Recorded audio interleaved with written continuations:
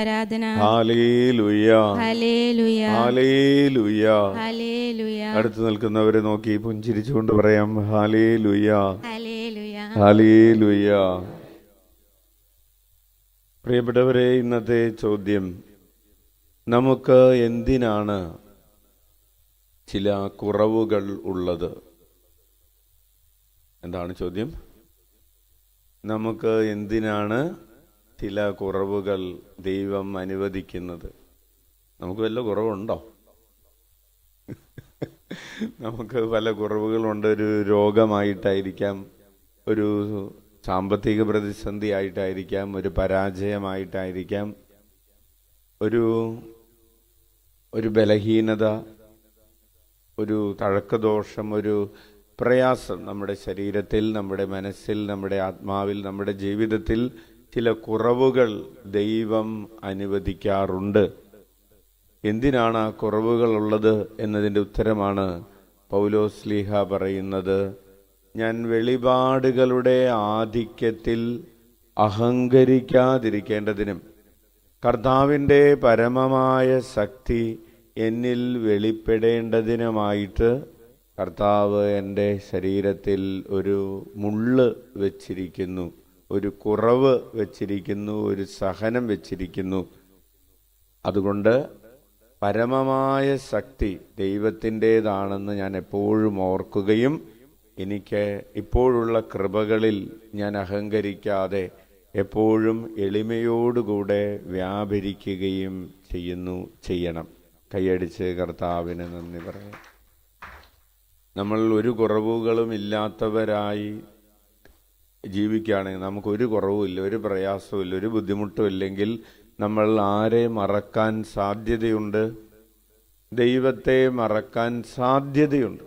അപ്പോൾ അതുകൊണ്ട് ചില കുറവുകൾ കർത്താവ് നമുക്ക് തരികയും നമ്മോട് പറയുകയും ചെയ്യും, നിനക്ക് എൻ്റെ കൃപ മതി, നീ എന്നിൽ ആശ്രയിച്ചാൽ മതി, നിന്നെ ഞാൻ മുന്നോട്ട് കൊണ്ടുപോയിക്കൊള്ളാം. കാരണം പൗലോസ് തൻ്റെ ശരീരത്തിൽ ഒരു പ്രയാസം, ഒരു മുള്ളിനെ കുറിച്ച് പറയുന്നത് നമുക്കറിയാം. എന്തായിരുന്നു ആ പ്രയാസം എന്ന് വ്യക്തമായി എടുത്ത് പറയുന്നില്ലെങ്കിലും ഒരു കുറവുണ്ടായിരുന്നു, ഒരു പ്രയാസം ഉണ്ടായിരുന്നു, ഒരു വേദന ഉണ്ടായിരുന്നു. അത് മാറിപ്പോകാൻ നമ്മൾ പ്രാർത്ഥിക്കുന്നത് പോലെ പൗലോസ് അപ്പോസ്തലനും പ്രാർത്ഥിച്ചു. ഈ ദുരിതം ഒന്ന് മാറിയിരുന്നെങ്കിൽ, ഈ പ്രയാസം ഒന്ന് മാറിയിരുന്നെങ്കിൽ, ഇതിന് വേഗം ഒരു പരിഹാരം ഉണ്ടായിരുന്നെങ്കിലെന്ന് നമ്മളൊക്കെ പ്രാർത്ഥിക്കുന്നത് പോലെ പൗലോസ് പ്രാർത്ഥിച്ചു. പക്ഷേ പൗലോസിന് ആ പ്രാർത്ഥന ഉത്തരം കിട്ടിയത് ഇങ്ങനെയാണ്. ആ മുള്ളു മാറിയില്ല, പക്ഷെ ദൈവം ഉത്തരം കൊടുത്തിട്ട് പറഞ്ഞു, നിനക്ക് എൻ്റെ കൃപ മതി. Hallelujah, hallelujah. അപ്പോൾ നമുക്ക് ഈ ഒരു മനോഭാവം നല്ലതാണ് നമ്മുടെ ജീവിതത്തിൽ. അതുകൊണ്ടാണ് ഈശോ പറയുന്നത്, നിങ്ങൾ ആകുലപ്പെടണ്ട. എന്തെങ്കിലും കുറവുകളുണ്ടെന്ന് വിചാരിച്ച്, എന്തെങ്കിലും പ്രയാസങ്ങളുണ്ടെന്ന് വിചാരിച്ച്, എന്തെങ്കിലും രോഗങ്ങളുണ്ടെന്ന് വിചാരിച്ച് നിങ്ങൾ ആകുലപ്പെടണ്ട.